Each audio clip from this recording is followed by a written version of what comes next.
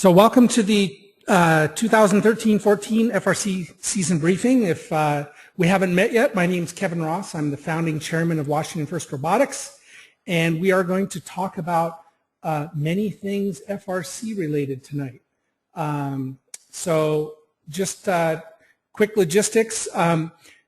This is going to move fairly quickly. All of these slides will be available, and of course you're always welcome to ask questions. There's so many people on the call, we've had to mute everybody's microphone by default.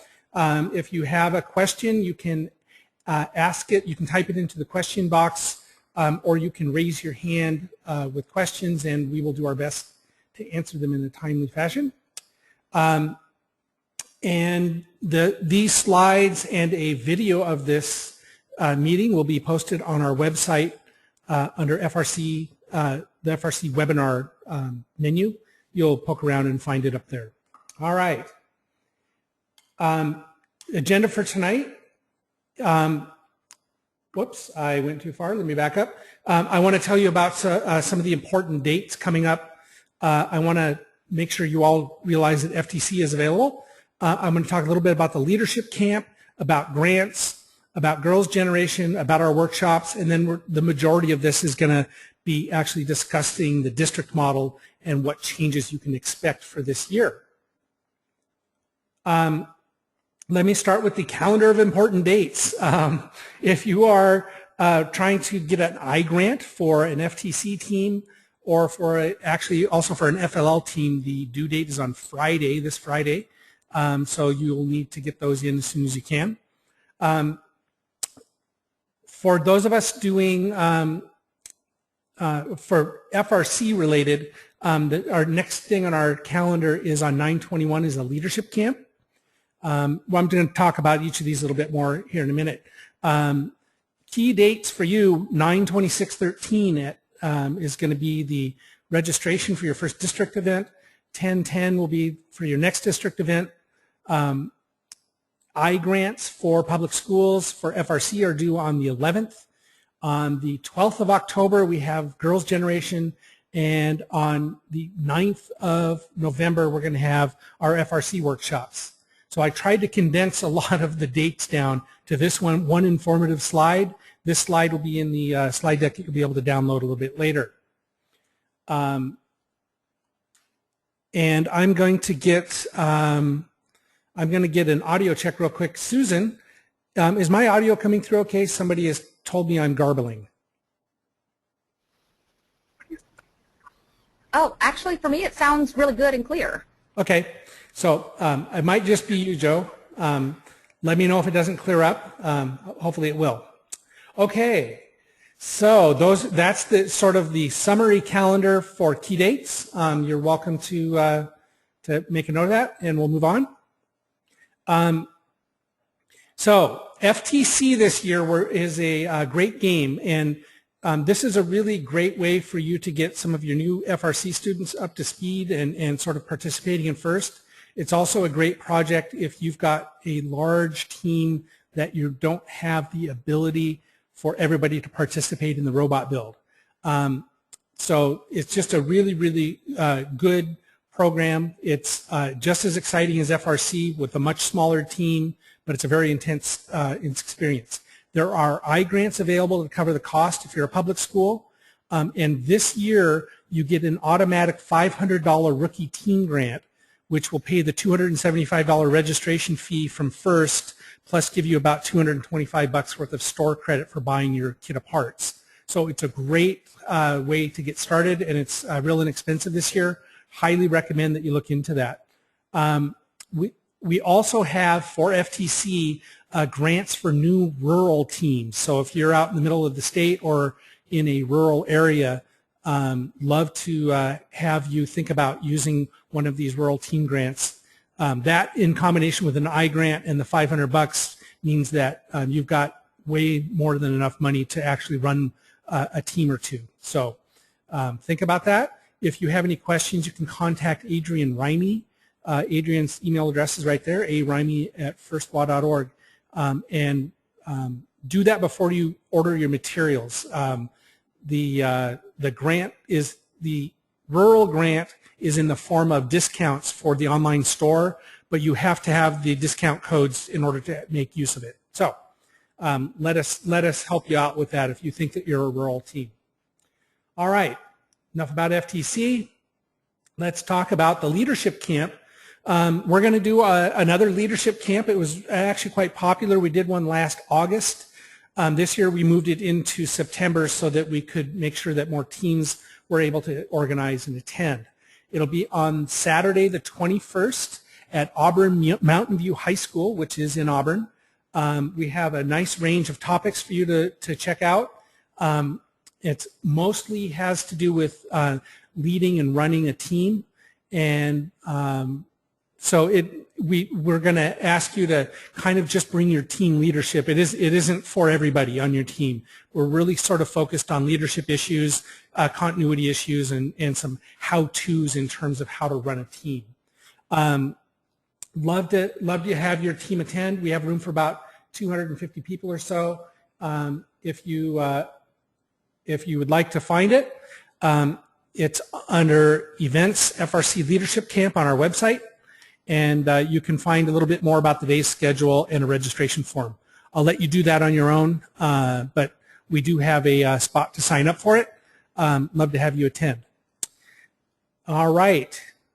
I am blowing through this stuff pretty quickly. I'll pause for questions. I think everything has been pretty straightforward so far. And moving on. Okay.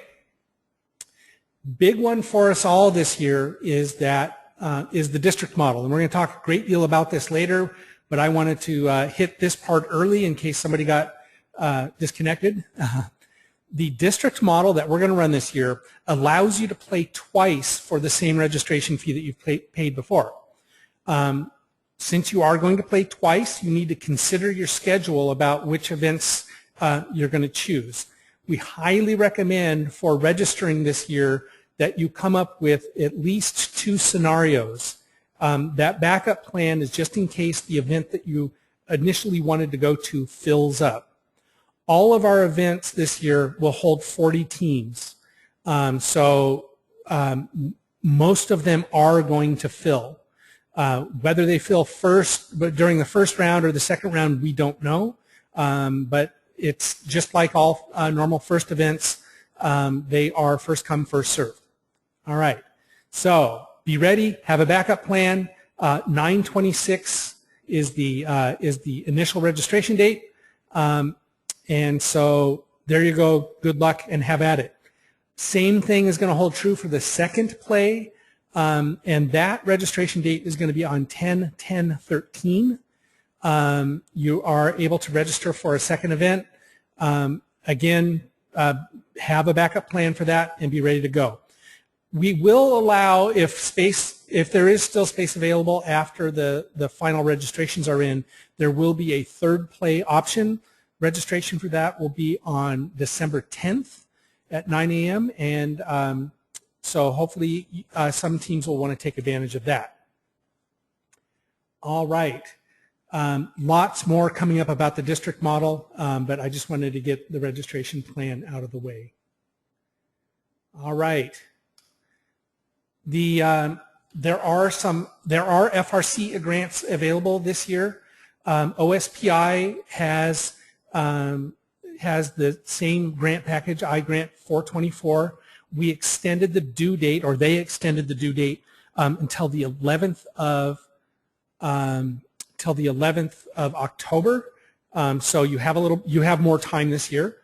The cool thing is that FIRST is seen as an extraordinarily valuable program with the Washington State Legislature, and even in this really nasty budget year, they managed to increase the funding this year. So I know that some of you applied last year and didn't get anything. Highly encourage you to apply this year. There is more money available. Okay. The Boeing mentor grants are also available.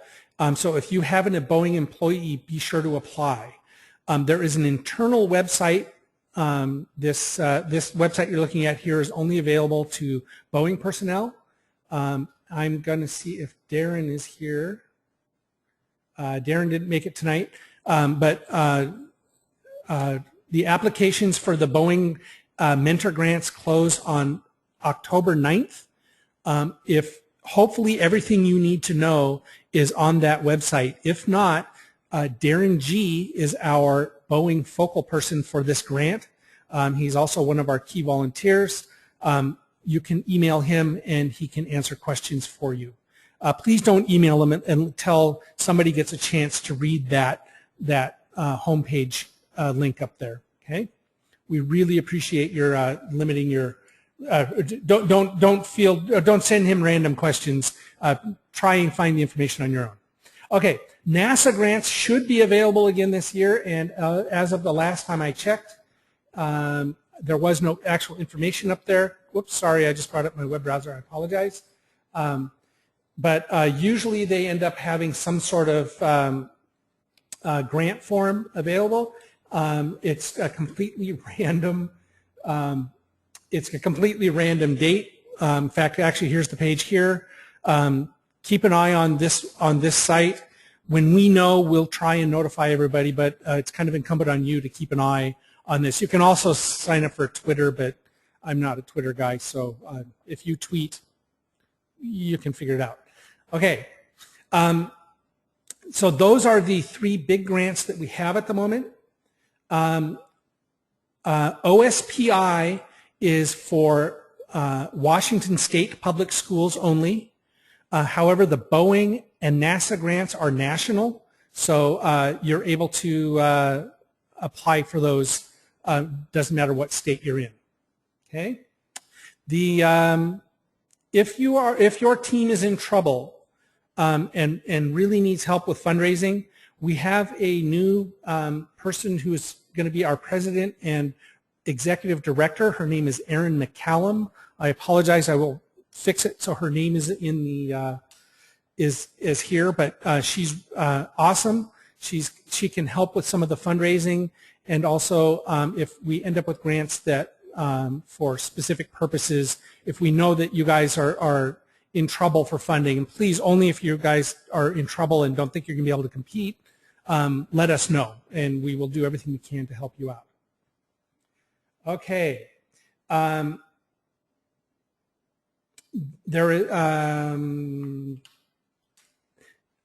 Ian has asked a very interesting question. There's a different person listed for questions on the grant web page, and I'm going to assume he's talking about our grant web page, so I will pop up here and have a quick look.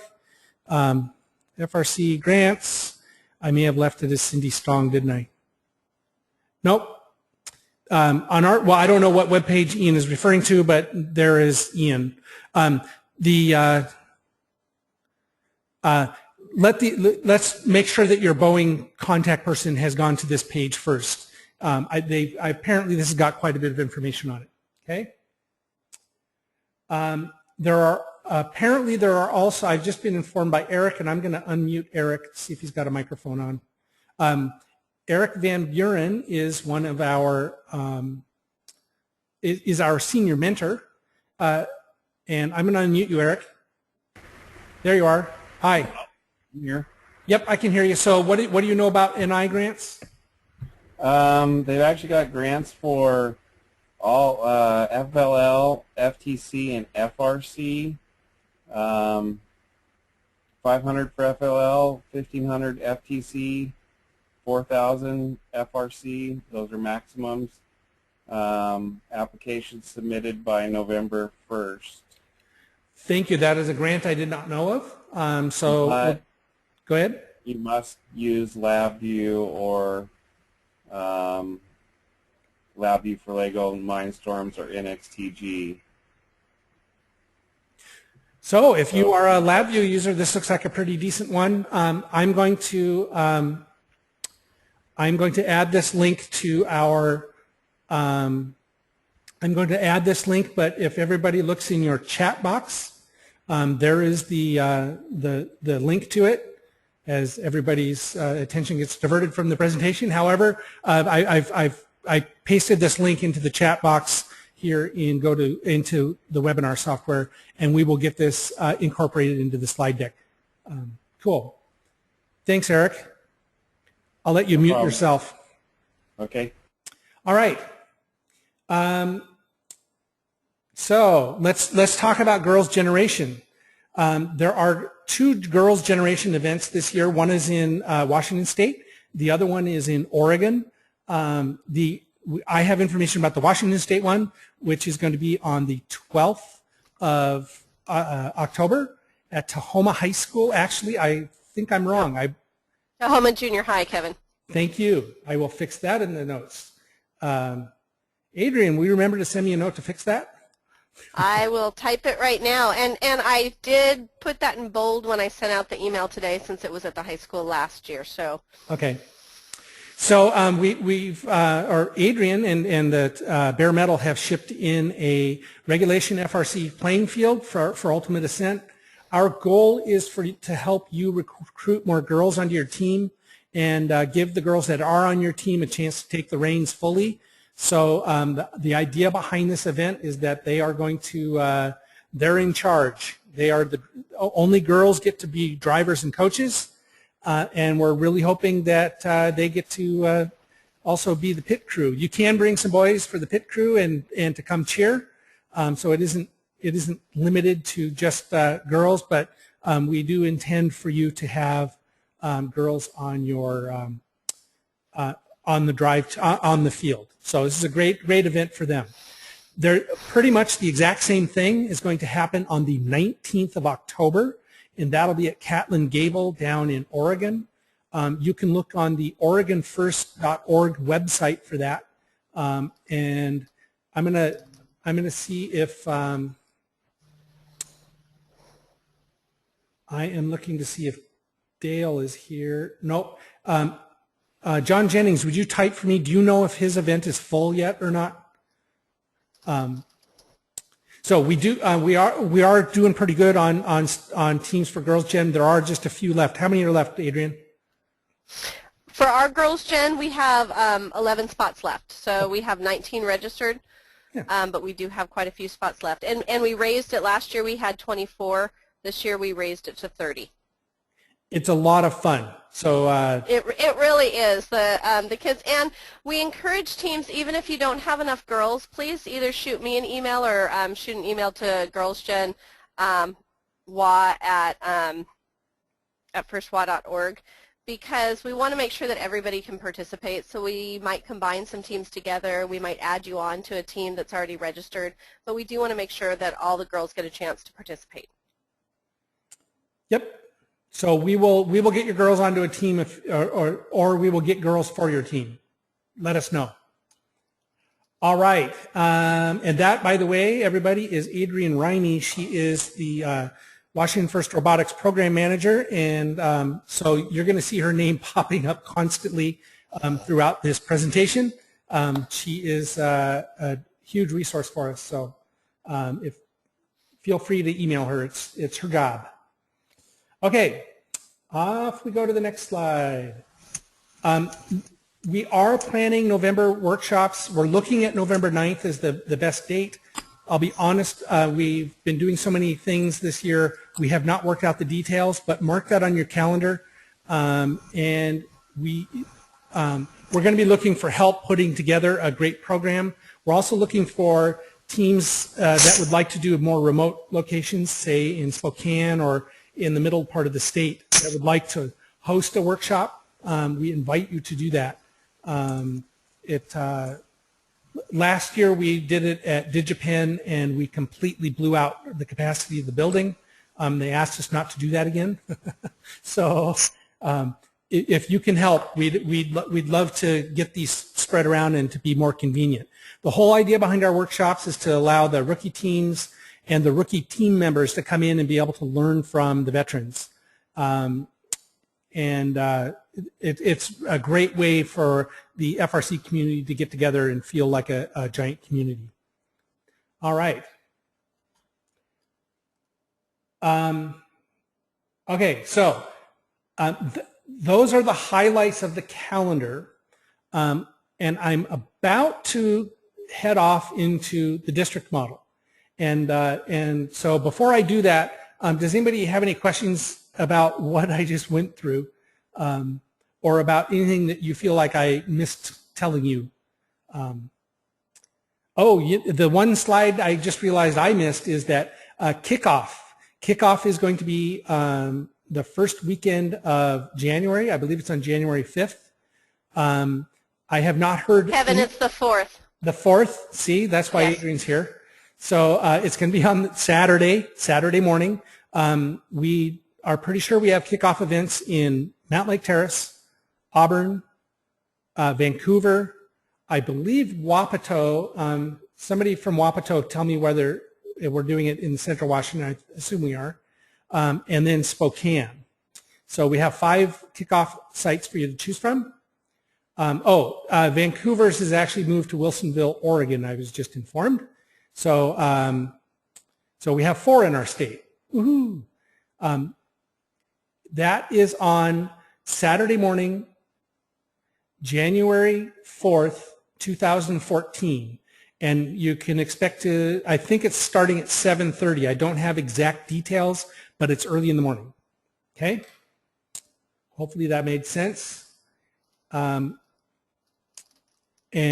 case you're wondering if I'm just randomly walking through the universe, I'm answering questions as they are typed in. Okay. You will register for your kickoff location probably by the end of November. They haven't given me the calendar for that yet. All right? All right, so let's talk about the district model. So what is the district? So we're going to go over what is the district model, why we're changing it. We're going to look at what the timeline sort of looks like, the costs, and I will talk about the point system, and we will also talk about all of the various levels and things that we're going to go into. Okay, so with that, here we go. So what is the district model? Whoop, go back. So what's happening is that in order to keep growing, we ended up having 4 events in the Pacific Northwest last year, Seattle, Ellensburg, Spokane, and Portland. The events that we're running are starting to fill very quickly, and so we don't really have any more capacity for adding any more big events. There just aren't enough big venues around. So on top of that, you may or may not realize this, but the Seattle event, for example, it costs, 2 years ago it costed $350,000 for us to do that at CenturyLink Field. It was a little cheaper last year. I don't know the exact number, but it is a very expensive thing to do. Portland is north of $160,000, $170,000 to do. The university events weren't quite as much, but still, we're ending up spending an enormous amount of money so that all of the teams can go play once or maybe twice. And we realized that this doesn't scale well. So we're going to do this thing called the district model. And what happens is that we're actually going to run 10 events in high schools and in colleges across the entire Northwest. So our district is going to be Washington and Oregon. So our goal here is to reduce the costs for the teams while allowing all the teams to increase the number of times they get to play. Okay, so we're the smaller venues are much cheaper for us. Your second play doesn't require. Last year, if you wanted to play twice, it cost you $8,000, or I'm sorry, $9,000. This year, playing twice only costs you $5,000, the same as it did just for running one event. Part of doing this means that we have to reduce our expenses for the events, so we're going to end up running our own audiovisual systems. But it turns out that's okay. We do that already for FLL and FTC, so Washington First Robotics and the great volunteers in Oregon are actually pretty good at this. So I think it'll be a good move. Just so you know, and sorry, my mouse wasn't responsive. The district model, this is not brand new. Michigan has been doing it for 5 years. The Mid-Atlantic region, which is a conglomeration of areas over near Maryland, they've been doing it for 2 years. This year, the Pacific Northwest and New England are going next. So there is experience on how to do this, and we've been learning a lot from our friends in Michigan and MAR. Eventually the entire country goes this way. Again, I guess I've sort of hit on many of these points already. The smaller events will allow each team to play more times. We're expecting to be able to have at least 12 rounds. Normally we get 10 rounds. Plus you get to play twice, so you'll end up getting to play 24 rounds for the same amount of money. We're also going to shorten the events. You'll see that a little bit later in the schedule, but we're going to reduce the amount of time that the kids are out of school. And we're also going to increase the ability for the districts to bring other students in to see these live events. So that's part of the, dispersing the venues across the state gives us better access for teams to come and see things. Okay. And like I said, FIRST is going to do this all across the country, probably by 2017, 2018. And so we wanted to get in there first and have influence, and we have done that. And I'll tell you about that a little bit later. But by going first, we're able to help lead rather than just follow. Okay. The competition season then for us, the build season is Saturday the 4th all the way through February 18th. That's the normal build season.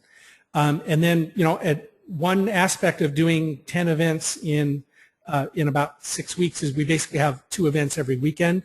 The first and last weekends we only have 1 event, but that's for different reasons. But basically we're running 2 events per weekend all the way through March. So there's lots of venues for you to choose from, and that's really good. The district championship will be held at Portland. It will look a lot like the existing Portland regional competition. 64 teams will be at that event, and that'll be April 9th through the 12th. You drop your robots off on the 9th. So that event will run just like it always has. The rest of them will run a little bit differently, and I'll get a little bit more into that. World Championships will be the 23rd through the 26th of April. We'll be sending quite a few teams there. Okay. So this is our current schedule. I don't see this changing much. The venues for Western Washington, Auburn Mountain View, sorry, Mountain View got cut off for some reason. Glacier Peak High School is up north. Auburn Mountain View is sort of in South Puget Sound.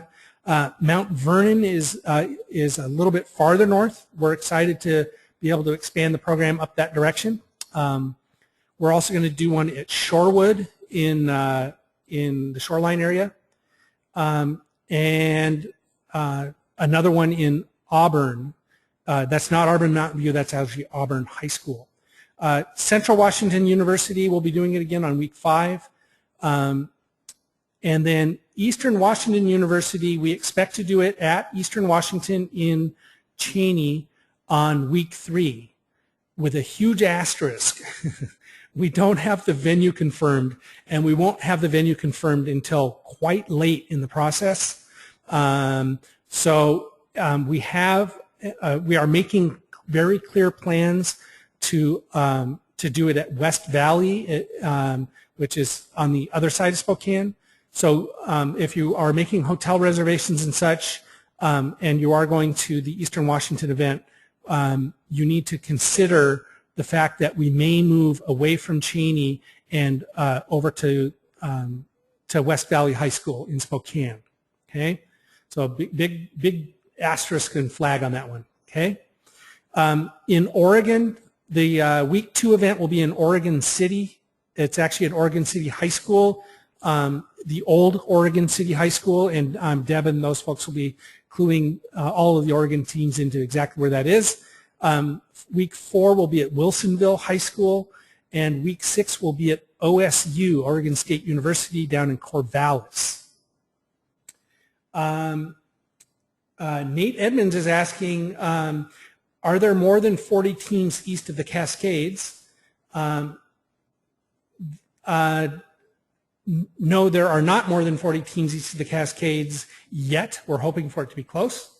And we're hoping that everybody realizes that it's in your best interest to compete locally at least once.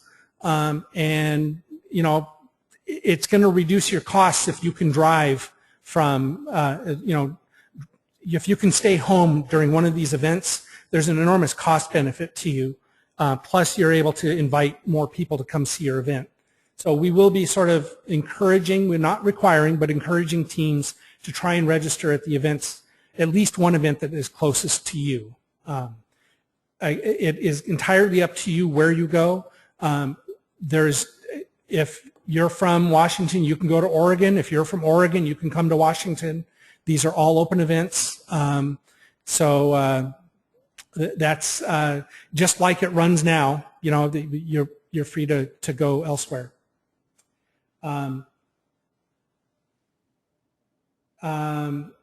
Okay.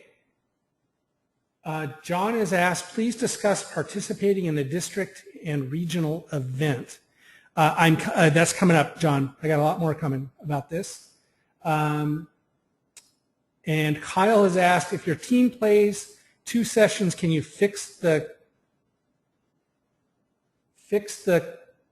Kinix from the first session? I don't know what you're asking. Is it Kylie? Kylie, I'm not sure what you're asking. Can you look at your question and retype it for me? All right. I think I answered. I think I've got most of them covered. Nate, I understand. We'll talk about that in a minute, a little bit more in a minute. Okay. Good. All right. So map-wise, this is where these events are. There are 5 events in Western Washington and 2 events in Eastern Washington. So Eastern Washington University and Ellensburg. It turns out that Oregon City and Wilsonville, in the grand scheme of things, are not terribly distant from each other, so that's not too bad. Corvallis is quite a bit further south. We're trying to give a little bit of love to the teams who are in more remote areas. We did the best we could given the number of teams of events that we needed. So there are a number of teams north of Everett, and so we're going to head to Mount Vernon this year, and hopefully in subsequent years, if we have to pick up more events, we'll be able to move things around. And then the Pacific Northwest District Championship will be in Portland. Okay. So just so you're aware what the schedule is, it's a much shorter schedule than you're used to. In the district model, you don't arrive until Thursday at 5. You don't need to come on Wednesday. And so actually you can come after school on Thursday. And there's no requirement for you to be there exactly at 5 p.m. The closer to 5 you can get there, the better, because we can get your inspections started. But we will we'll be open until like 10 o'clock at night.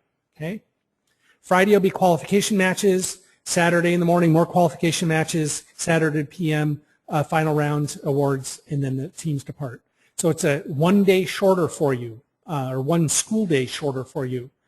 So the students will actually, hopefully the students will only miss 1 day of school in order to do this. Okay?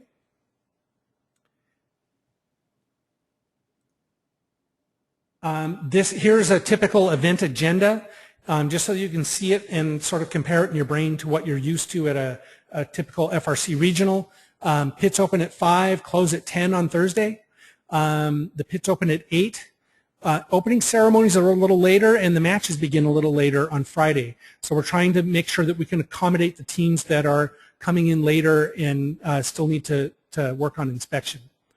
Since these are 40-team events, we expect to be able to even run 12 matches between 11 o'clock even starting at 11 o'clock, we should still be able to get 12 matches in. John Jennings has asked, are there going to be practice rounds?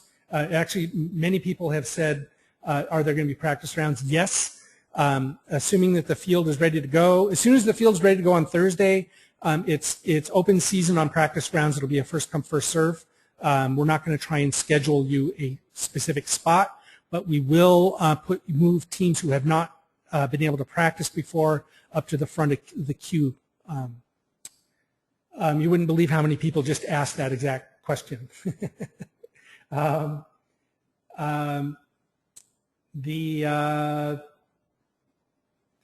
Somebody's asked about out-of-district teams. We do not allow out-of-district teams to play in our district events or in our district championship. This is a big change, but when we get to the point system, you'll see why. It is unfortunate. However, part of the national task force that I'm on with FIRST is eventually we will be allowed to travel in between districts. So you might be able to travel to Michigan or something like that. Details to be determined. We're working on it, but it is one of our goals to allow the teams to travel again. Okay.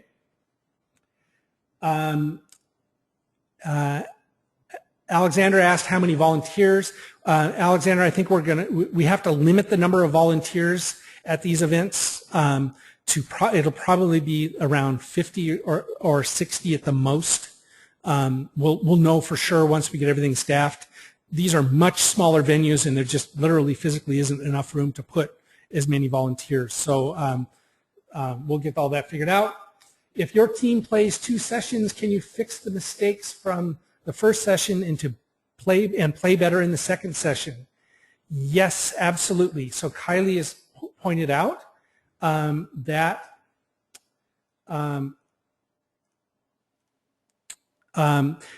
these events all run independently.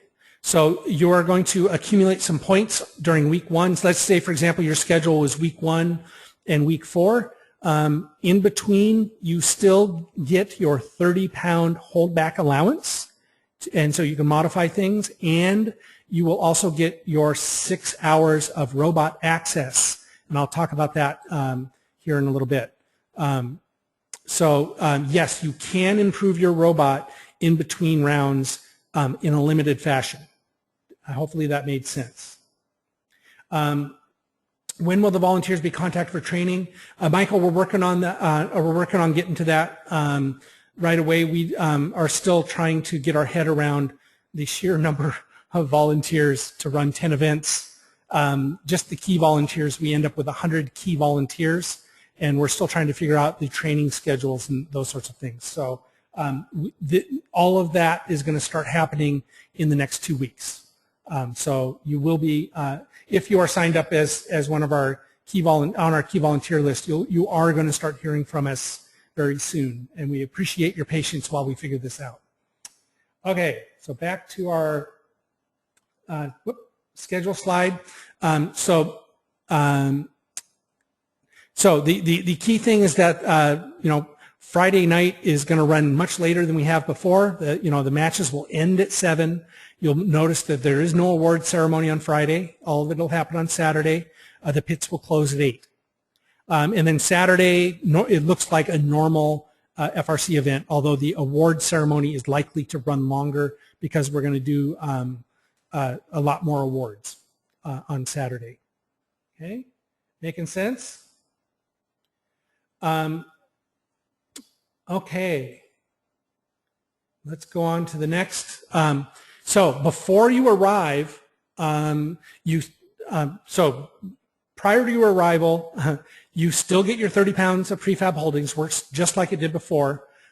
We have proposed, and I want you to start thinking about having access to a certified robot inspector.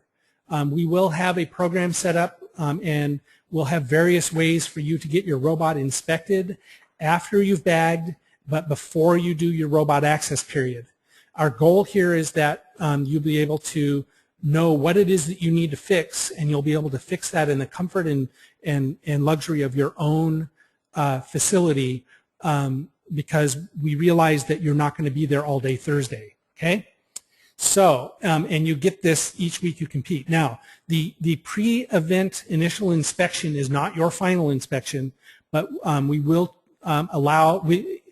assuming that FIRST lets me go through with this, and they are very, I'm very encouraged by what they're talking about. If we go through with this, we will take your robot out of the bag, we will inspect it, we will immediately rebag and tag it. You don't get access to your robot, you can't fix anything, but we'll do our best to give you a pre-inspection. All right.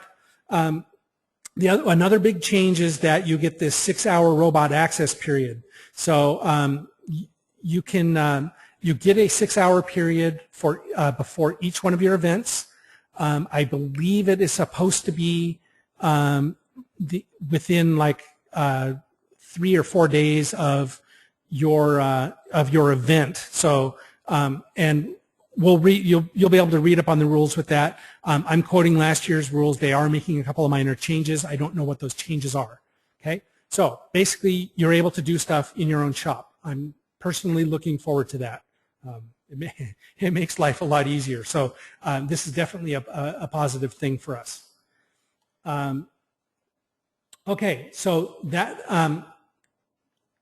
sort of a non sequitur, but I just jumped to team registration costs. The district model costs the same as it always has, $5,000 for veterans, $6,500 for rookies. Each team gets to play twice.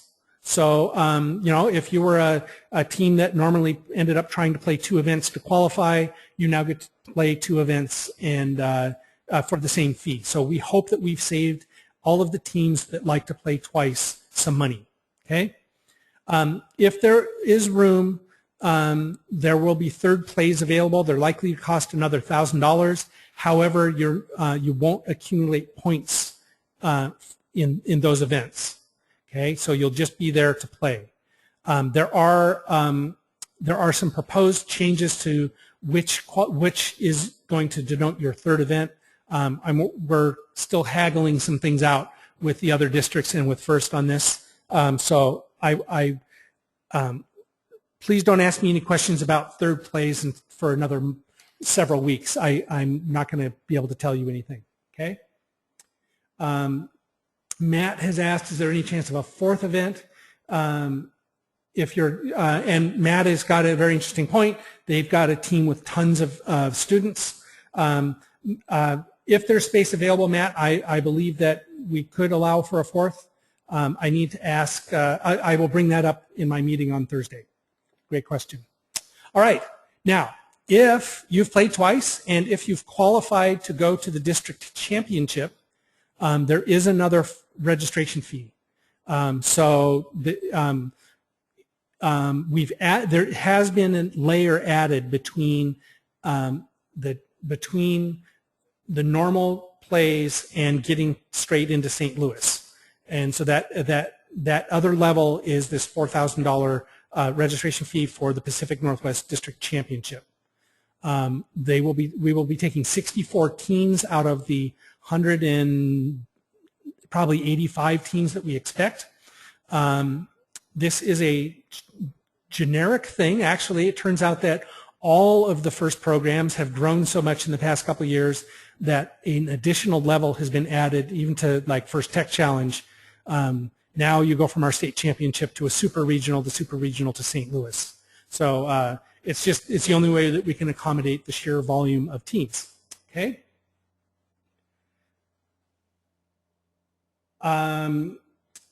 The official FRC blog lists the rookie registration costs this year as being $6,000. Austin, you may be 100% correct. I put this slide deck together before they, and I did not revet that number. I apologize for that. It will cost whatever it costs on the FIRST website. There is no additional cost to us. Hopefully that makes sense. So rookie teams, it may be $6,000. I apologize for not having vetted that number. All right? Kevin? Yes. Yes, it is $6,000. They announced that at the partner conferences this year. Yay! Okay, well, I will fix that slide. It is $6,000. So look at that. We're saving you money left and right. Okay. This is going to run through everybody's brain, so yes, we get it. The amount of time between our district championship and the World Championships is very short. We understand. We are working on it. We're looking into reserving plane tickets. We're looking into several other different options. So the hotel rooms, I believe that we've got a good solution for that through Steel Meetings. We don't have details ready yet to be released to you. However, we are very, very cognizant of this. Plane tickets as well. Adrian Rimey has been putting a great deal of work into trying to help all of our teams not have to pay through the nose to do the traveling. All of us who are running this program have done this. We get it, honest. We're working on it. Hang out. We'll have hopefully some very good news for you in a month or so. Okay? So having said that, if you're a team that normally makes it to World Championships and you would like to pre-reserve your hotel rooms at championships or pre-reserve your own airplane tickets, we invite you to do so. If you do, would you please let Adrian know that you're doing that so that we can adjust our reservation numbers accordingly. Okay. Yay. How are we doing? Will there be a wait list for teams that could not close venue during the 3 registrations? Oh, yes. Michael, I believe there will be a wait list mechanism for, I do not understand fully the mechanics of that, but it is my belief that if we, before we release the events for third plays, if there's any sort of waiting list for those, we will make that work for you. John has asked when are registration costs due. I believe it is the first Friday of December. That's usually when it is. Don't quote me on that, but when you go to register, they should be telling you that. Okay. All right. What have I told you so far? I've told you that you're going to play twice. And I told you that there's a district championship, but what I haven't really told you is how you advance. The basic gist of it is that you're going to play twice, and you're going to accumulate what we call ranking points. The point system is being worked out between the 4 districts and some other players at first. The points will be awarded from both play and awards, it will be a relatively straightforward thing to do. Okay, third plays don't receive points, and we currently expect to have 64 teams at the Pacific Northwest District Championship event. From there, we expect about 24-ish teams will advance to the World Championship. And this is a detail that we're still working on, okay? Okay, so I told you that. I actually intended to remove this slide. I apologize about that. There's more about this in the points coming up. This is an old slide. I apologize. All right, things to consider. We are running our events at smaller facilities. We picked big high schools. But big high schools usually got, the way we're configuring it, they're somewhere between 1,200 and 1,800 seats. Most of them are right about 1,400, 1,500 seats. 40 teams with 30 people at each event is about 1,200.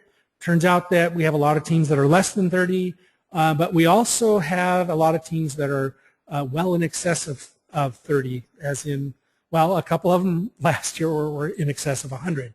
So this is something that we're going to need you to plan for a little bit. We do not have an infinite amount of space. Okay. At the moment, I think we're okay on this, but the smaller venues may require smaller pits. We don't know the exact answer to that. Most of our venues are turning out that a 10 by 10 pit will fit. We may have to drop to 9 by 9. We realize some of you have very elaborate pit displays that are 10 by 10, And if you are having an issue with you having this really cool 10 by 10 pit and it's going to cause all sorts of grief, let us know. We will try and do our best to accommodate you. Having said that, I believe all of our venues are going to be 10 by 10. If you're designing a new one, if you're designing a new pit layout, think about allowing it to drop to 9 by 9 for us, though. We'd appreciate that. Proximity to services will be somewhat different. You know, these are in high schools, and we're aware that some teams will be traveling. We've tried to pick schools that are in relatively decent proximity, like, you know, within 15 minutes to a nice block of hotels. Some of these are in suburban areas, so you're not going to be staying across the street. So, you know, keep that in mind. Auburn and Auburn Mountain View have access to hotels in the Kent and Auburn area. Mount Vernon's actually set pretty good. Shorewood is a little bit rural, but there are some reasonable places not too far away. Glacier Peak is actually fairly close to some decent spots. And of course, Central and Eastern should be good. West Valley is also good. Oregon City, I don't know for a fact, but I think there are hotels not too far away. Wilsonville is also okay, so we should be good. So. And Kevin, can I say something really quickly? I think that we're trying to get some hotels listed on Steel Meetings too, so that should help teams traveling because they should be able to find hotels in the area through Steel Meetings. Yeah, yeah. So we are not travel agents, so we can't help you with that. No, but we're just going to get some names to Steel Meetings, and that should give them an idea of where to go, and then hopefully help them out. Yep. Thanks, Adrian. Yes. The cool thing, though, and what will save you some dough, is you are allowed to bring your own food and water. I know that there's a huge budget item for many teams, so this is a good thing. Or if needed, all the venues will have concessions available, and we'll probably try and work out some sort of box lunch thing. Now, I say that caveat with that, I do not know about the catering arrangements or the food arrangements at the colleges. I know that OSU, I don't know about OSU. I believe EWU did allow you to bring your own food. Is that right? Adrian, do you remember? That is correct. That is correct. EWU, they had minor options available on campus. They really had limited options, but you could bring food into the stands without a problem. Yep. So, yes. And that's true of Central too, by the way. Yep. So I think, except for the regional championships, which is at a Memorial Stadium, I think we're safe to tell you that you get to bring your own food, and really that honestly will save you a ton of dough.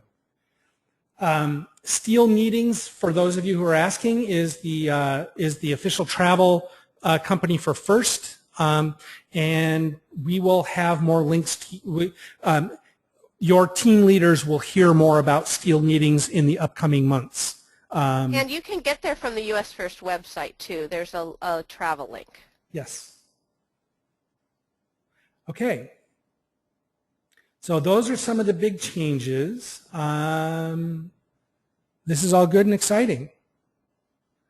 So let's talk about the district point system. Okay. So, well, first of all, so now I'm about to delve into how the advancement points are likely to work and a bunch of other stuff like that. I'm going to just really quick read through. I ended up with a ton of questions that I'm just going to read through really quick. There's some volunteer question things. Alexander, sign up as a key volunteer on our website. I think you already are. You'll start hearing from us. Wait list, registration. Matt, I understand your team size. You and I, we'll talk about that offline. Feel free to send me an email. And Steel Meetings. Okay, I think I've gotten all of the questions answered. Good.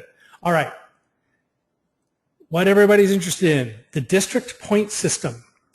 Okay, so once we now have, well, now that we have 4 regionals or regions going to do the district model, I pushed really hard on FIRST to make sure that we're all playing the same game. first, and actually everybody else agreed, so it was didn't have to push terribly hard. So we are trying to come up with a uniform point system that is going to be the standard across the country. The Michigan and Mara guys had a working system, and we'll talk about it in a little bit. We've been having very active discussions between them and a whole bunch of other constituents at first, New England, and I am the representative from the Northwest. We are really close to having a documented definitive answer, but there are still some points that we're arm wrestling over. And so a lot of the things that I'm going to tell you today I think are going to be close, but for goodness sakes, do not make your battle plans based on what I'm going to tell you. I'm really just going to kind of walk you through the basics of it. All of the point values are likely to change, and so do not take what I'm about to tell you as gospel, but it'll give you a feel for how this is going to work. Michigan's point system, they've used it for 5 years already. Mara used the same system for 2 years. That link is a document that you can download and take a look. It isn't terribly descriptive and doesn't really show you the nuances of it. It's a very plain document, but you can at least see what it is that they did. We have made changes to that plan. So I will tell you right up front, there are some changes, but the meat of how the teams are ranked is pretty close. Okay, so everything I'm about to tell you is open to really big revisions. Okay, so there will be a final version of this, and we'll get it to you. So here's how it works. 64 of the 185 teams in our region will advance to the championship in Portland. The advancement is based on a point system, a point ranking system. So, and at each of your 2 events, you will receive points, and those will be added together, and we will have a district-wide ranking. There's no difference between Washington and Oregon teams here. In fact, actually, as far as FRC is concerned, there's actually we need to get used to this. We are now one big district. The state boundary is completely meaningless at this point, okay, other than grants and stuff. But as far as the gameplay, there's absolutely no distinction between states. The points are added together, and that from your 2 events, and that will show you your district ranking. The top teams in the district ranking will advance to the regional championship in Portland. We also expect that the chairman teams from each district event, there'll be 10 of them, will also advance. And I'm going to wishy-washy there. We're having a really great spirited discussion on a few points of that. Okay. The other award advancements are also still under discussion, and this is an extraordinarily thoughtful group, and we're doing extreme diligence to make sure that we don't muck up anything. So I hope that you'll trust us to come up with a good system for you. Okay. Advancing to St. Louis. So our Pacific Northwest District Championship will commence the winners. Well, the winning alliances advance. So the winning alliance advances. We have judged awards that still advance, and then the rest of it is filled in with the highly ranked teams, or the highest ranked teams. And so we will send a full contingent of what we believe is 24 teams. So we will send a full contingent to St. Louis. And I'm saying approximately 24 teams. We are still working on making sure that we've got the right number of teams for that. Okay. So the essence of this whole thing is that your ranking in this district model is very important. Okay. So the ranking point system has some very distinct goals. We really want to rank the teams fairly, and part of that is removing what's called the valleys of doom, and I'll explain to that in just a minute. And we also want to properly reward teams who are playing the game consistently and well. And so you'll see how this point system sort of averages that out. And then we also want to make sure that we're allowing teams who are doing well to advance. Okay, and that way you guys have put a lot of time and effort into this, and coming in second twice really sucks. Under this new point system, if you come in second or third, or even are just really well ranked a couple of times, you will do better than just a random chance team. Okay, and that's sort of the crux of the whole thing. Let me tell you what the valleys of doom are. This chart's rather interesting. This data, by the way, was taken from Michigan. The guys in Michigan have done an amazing job with the statistics. They have thousands and thousands of plays worth of data to do this with. Okay, but let me tell you about the valleys of doom. This is your likelihood, the percentage likelihood that you're going to do well. Likelihood of being a semifinalist, likelihood of being a finalist, and likelihood of winning the event. The bottom is the captain of the number 1 alliance, captain of the number 2 alliance. So these are the captains, and then we have the 1st through 16th picks. Okay, so what was realized was that even though you were the captain of the 8th place alliance, the reality is that the existing point model in FRC doesn't really value you very highly, and the statistics bear this out. I mean, if you're the captain of the number 8 seed, you're in trouble, right? The other interesting thing to point out is if you think about how our alliance selection system works, the captain of the alliance picks their next teams, and so the first pick is usually an extremely strong team, and is actually usually ends up being one of these other captains, right? And so, but being the first pick is an interesting peer-reviewed piece of information. If you are the first pick, that means that the strongest team decided that you were the other strongest team, right? And so that all made sense. And again, you ended up sort of down here in the Valley of Doom. Now, when it went back to the serpentine the other way, you got to realize that the 9th pick is picked by the 8th alliance, and the 16th pick is actually picked by the captain of the 1st alliance. And by the time you've gotten down here, you're ranked at the 20. There are 23 other teams that have been picked before these teams, and so this team was actually making it and had the likelihood of winning the event was actually fairly high, riding the coattails of 2 other teams. And there's a feel-good part of that, in that gave a probably fairly lowly ranked team a shot at advancing to the next level. But a pretty strong case can be made that really wasn't fair to the other teams that are over here who are actually playing really well, and specifically the captain of the number 2 alliance. I mean, likelihood of winning the event if you're captain of the number 2 alliance is pretty low. If they don't win, they don't advance.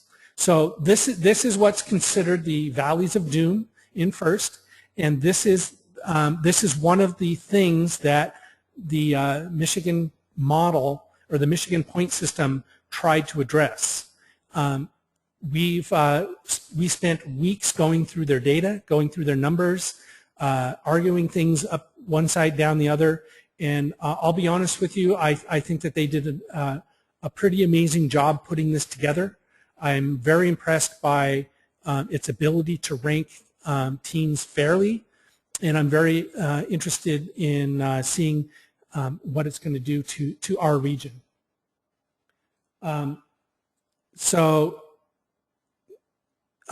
Using the district model and using their scores, you can see that the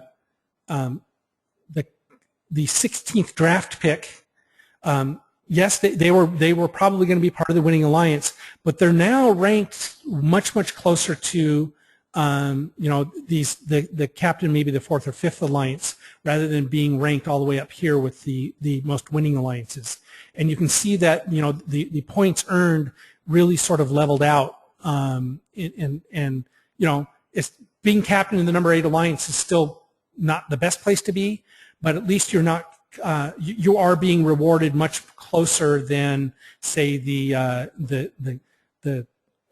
last pick of the game. And even being, and you're also being ranked, at least equal to the, or slightly above the draft picks for, or the alliance picks for the last set, right? So it sort of evened this whole curve out.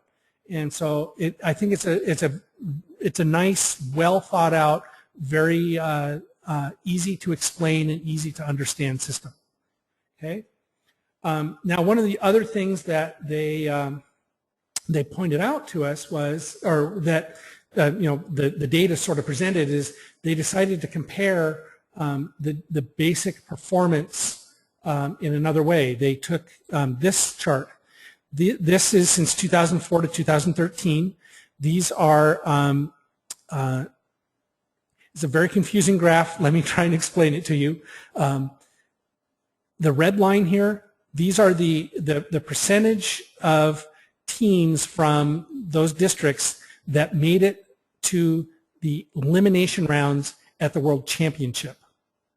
And so as a match point comparison, they picked California and Texas, which are roughly the same size populations as Michigan. And you can see that they were sort of middle of the road in Michigan. And once they started using this point model, you can see that Michigan is now starting to get way more representation out on the field at championships. And the reason is that rather than sending they're sending their better teams rather than a set of teams that just sort of got there by luck of the pick. Okay, so this is sort of a compelling story that if your team's goal is to someday make it to the elimination rounds at the national competitions, they're up here above about 200%. They've 2 point, what is it?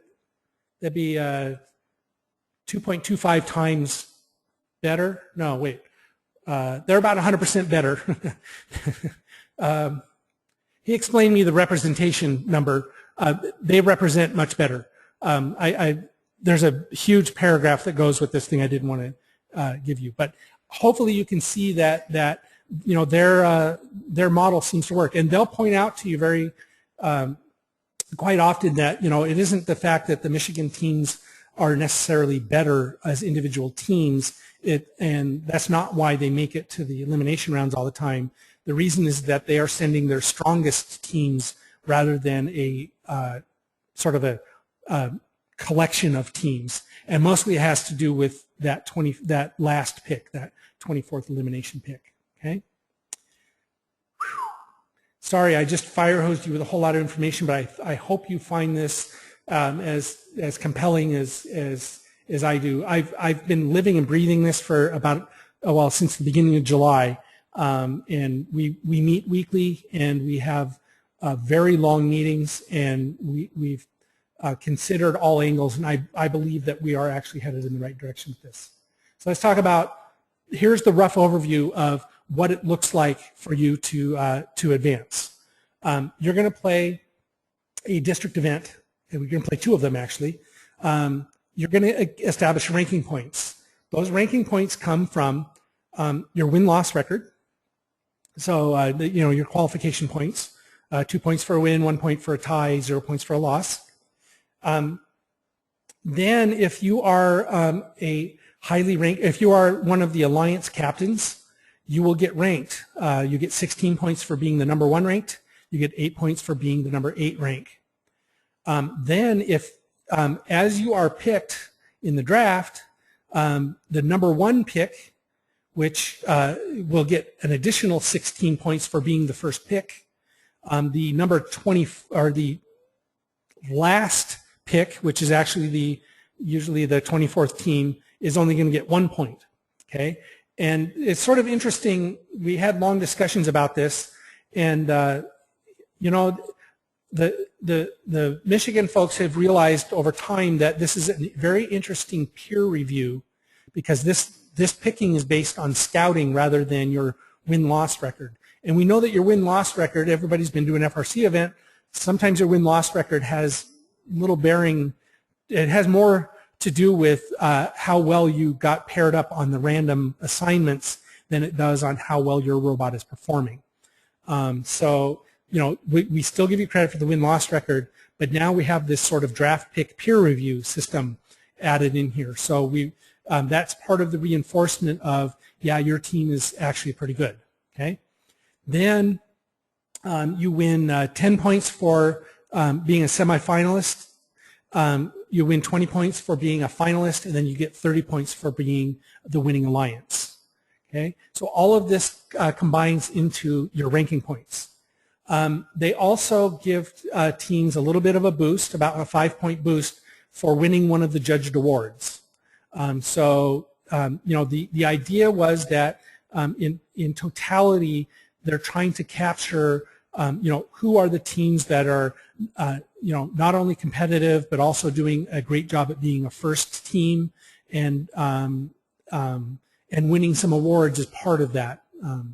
So you take your 2 district points, you add them together, and we get a district ranking. I stopped, it would have been 185 teams long, but there are 185 teams in this list. Okay, we will take the top 64 of those teams minus the teams that are advancing from their chairman's award, and minus the and what other awards get deemed worthy of getting a promotion. Okay, so but we will take a full rack of 64 teams. So and it turns out that chairman award winning teams typically actually show fairly well in the game, not always, but usually. And so it turns out that the teams advancing for chairman's award are not really taking away a spot from anybody in the district ranking. The statistics prove that by looking at the data. Okay, so 64 teams go to the district championships. If you are competing at the district championships, it was assumed that the competition is much stiffer here. And again, in order to promote the best teams, you know, your points at the district championship will be multiplied by a factor. We haven't discussed this, so this may change. I believe that Michigan used a factor of 3. So they will take your points, multiply them by 3, and add those to your existing ranking points, and that'll come up with the 24 teams that we will send to St. Louis. Wow, that was a fire hosing of information. Let me pause a little bit. I'll take questions at this point. James has asked, if you're the number 2 alliance ranking and you get first pick, do you get both sets of points? No, you do not. No, you do not, Jim. I think you get moved up. You will get 16 points for being the first pick, but I don't think you get additional points for being the captain. I say that, I'm putting an asterisk by that. Great question. Let me ask the exact answer to that. I'm not 100% sure. So Andrew is asking, that means that the points don't reset. And I assume, Andrew, you're asking that, you're assuming that the points don't reset for the final ranking. That is correct. I should have said this earlier, and my apologies. You will still see, there will still be winners, just like we have now. There will be a winning alliance at each district event. There will be Chairman's Award, Engineering Inspiration, all the awards at each district event. And there will be, the winning alliance, the finalist alliance, so that all still exists. They'll still have your highest rookie seed. So the district ranking is actually layered on top of the existing reward system that we have in FIRST. I hope that made sense. Joe has asked, do the mathematics work out to where a team could advance to the regionals without being a draft pick? Yes.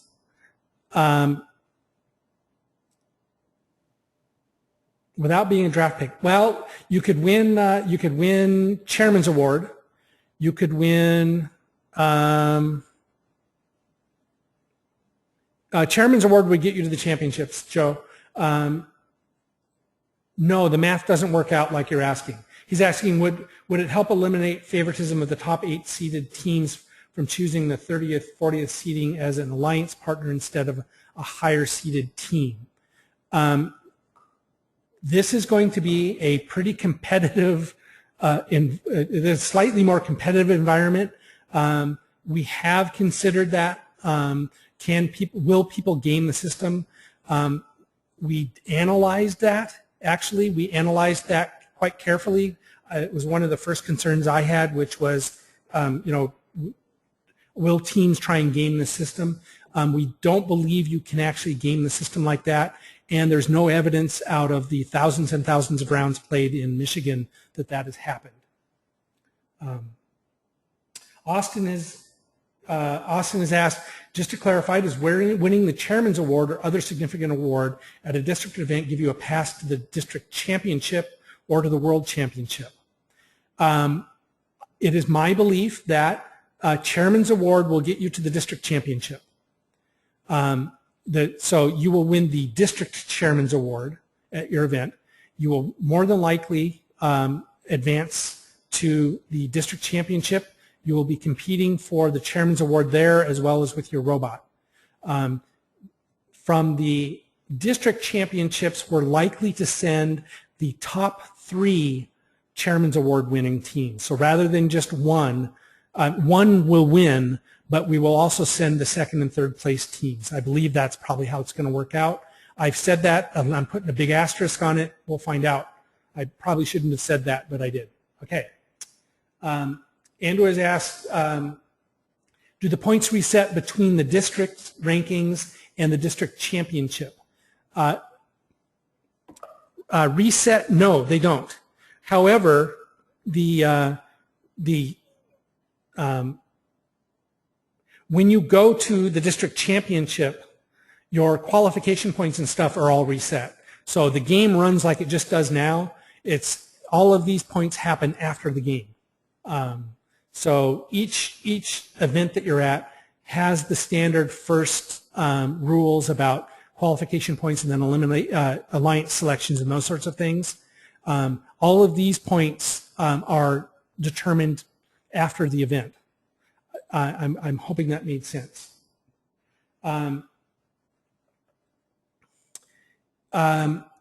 Madison is asking the topic of Thursday's meeting, which is if teams are playing a 3rd district event, how does that affect point accumulation of the other teams? I'm having a wonderful arm wrestle with this. I don't have an answer for you right now other than to say, yes, we are seriously considering all of that. Okay? Okay. Any other questions? And again, my guess is within a month, we will have all of this worked out in great detail so that I can actually tell you the full story. There are other nuances to this. There are other things that I'm not going to go into because they're undecided. But I just wanted to give you a flavor for this so that your team can think about this sort of thing, and so that you can be sort of preparing yourself for the fact that playing in 2 districts is important. So playing in just one is completely allowable, but it's not going to get you to the district championships.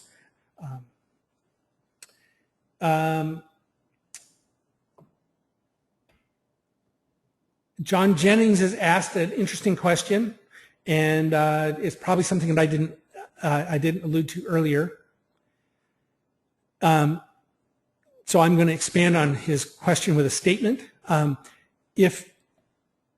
So you're allowed to play 2 events in the state, in the Pacific Northwest District. If you wish to, after you've picked your second event, your second district event, you are able to register for events outside of our district. So if you wanted to go to Salt Lake or Calgary or San Jose or somewhere like that, you are allowed to do that. So there's nothing preventing you from doing that. And then if you do win advancement from another regional, I believe we will advance the next team up in our standings. So that means that, you know, if Team 4401 also won Salt Lake City, we would move the 25th team up because we wouldn't use our spot there. We would use the Salt Lake City spot there. Hopefully that made some sort of sense. Okay, I have kept you for a very long time. I apologize about that. I hope that you've found this interesting. Everybody is actually still here and everybody seems to be paying attention, so that's good. I have just some final thoughts here. So there's a ton of stuff on our calendar. You know, we're trying not to inundate you, but we're looking forward to a great FRC season. The district model is going to require some functional changes from what you've done before. Hopefully you now have a feel for it, the changes in how you register, the changes in hopefully you'll be able to grasp the changes in the week of your event. There's the robot access period that you need to plan for. There's the pre-inspection thing you'll need to plan for. You need to plan for the fact that we're only there Thursday night, all day Friday, all day Saturday, third plays, and those sorts of things. So I've tuned you in on all of that. I think that the point system is actually a net positive. I will admit I was very skeptical when I was going into this, and I probably caused us 2 or 3 additional weeks of time arguing about things, but I think the reality is that I was the biggest skeptic ever looking at their point system, and I now believe that the point system that we've come up with, which is based on the Michigan model, but it is different. There are some other changes. I believe that the point system is a good thing. So we're all excited about this. We have a ton of volunteers. We have an enormous amount of work to do in terms of event volunteers to get ready for all of this, because we're running the entire show now. If you have any questions or concerns, feel free to email me. I'm about to show you where you're going to find the presentation online. So this has been recorded. It will be on YouTube. There will be a link to it, and I will be uploading this presentation to FRC. Whoops, here's our FRC page. Under webinar, come back. Under webinars, it's not this one. Sorry, it is. It will be a submenu of webinars. I don't have the permissions on the page set correctly. It'll probably be there in about 15 minutes. You'll be able to download the slides. The YouTube video is looking like it's going to be pretty big. That'll probably be a couple of hours, but the YouTube video will be up there as well. Okay, with that ends my official presentation. Again, I thank you all for tuning in, and I will sit here and answer any questions that you would like to ask. And thank you all for you're all very welcome, I should say, for thanking me. I appreciate it.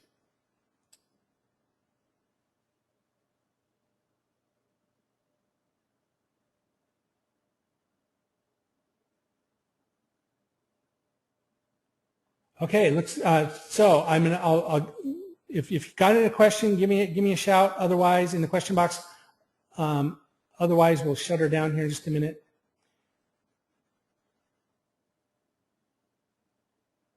Kids on my team want to play in Portland this year.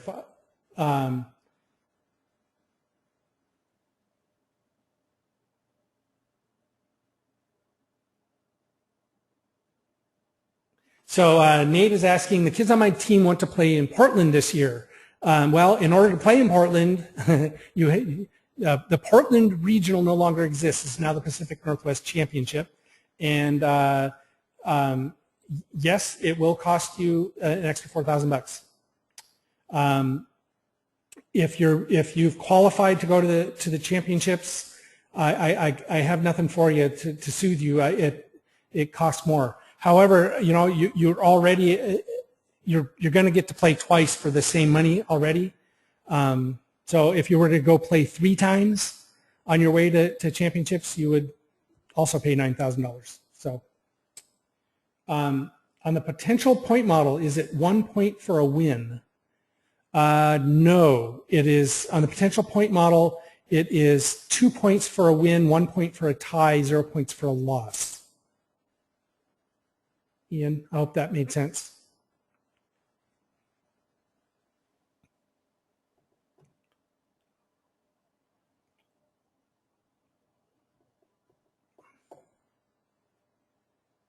Nate has asked, if there are only 2 events over here, there won't be room for all of the teams at a local event. How will the decision be made about which 40 teams are eligible to compete locally? I will be encouraging all of the teams to register for their local events, Nate, and it would be the same problem that we've always had in the past, is that you know, the teams are juggling not only their desire to travel to compete, but they're also juggling their own budgets and their own schedules. And so they now have 10 events to choose from instead of just 3. Or well, I guess they have 5 events to choose from instead of just 3. They have an event each weekend that they could pick from. So I'm hoping that it won't be an issue. I have asked the Michigan guys about this, and they generally don't really have a problem. So yes, that's the best I've got for you. Kylie has asked, when it comes to going to Portland, would our team be helped with fundraising still?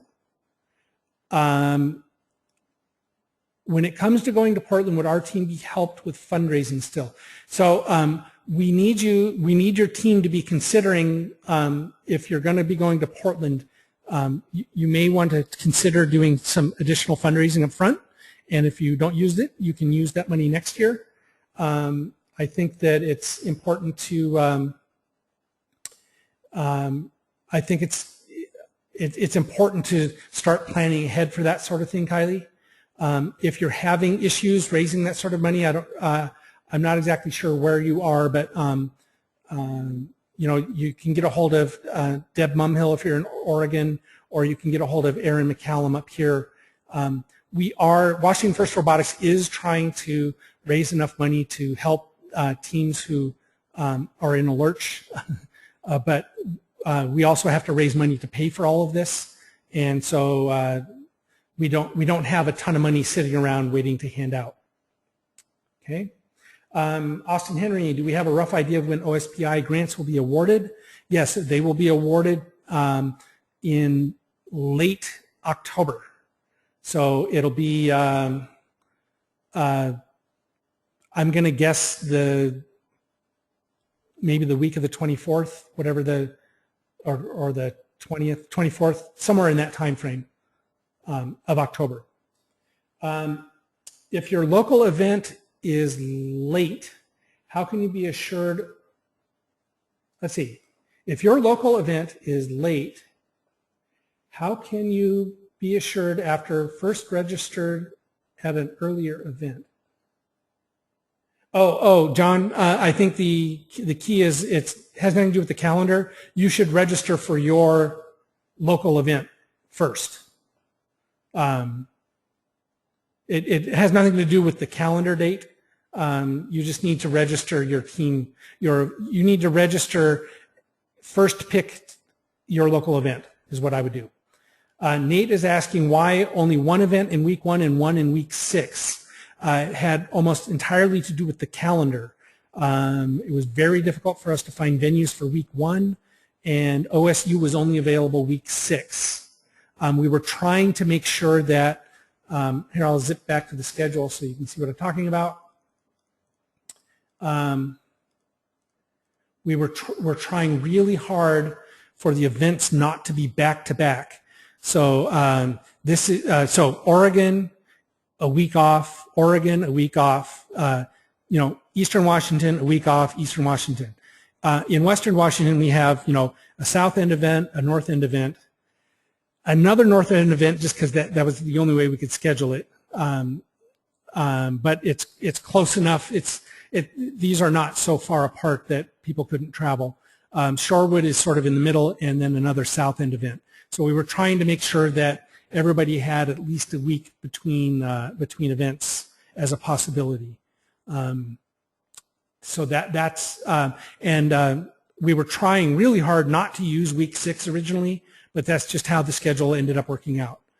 We were trying to, next year we'll try and eliminate week 6 so that, after week 5 you'll know that you're going to the district championships and you don't have to do a 4-day turnaround or 3-day turnaround because, you have to be there on Wednesday from week 6. So that's why all the Washington events are weeks 1 through 5.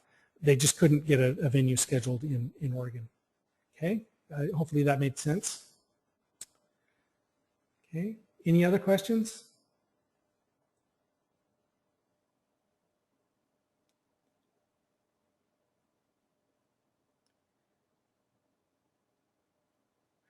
Okay, well, I think that's going to be it for the questions. Thank you all for tuning in, and I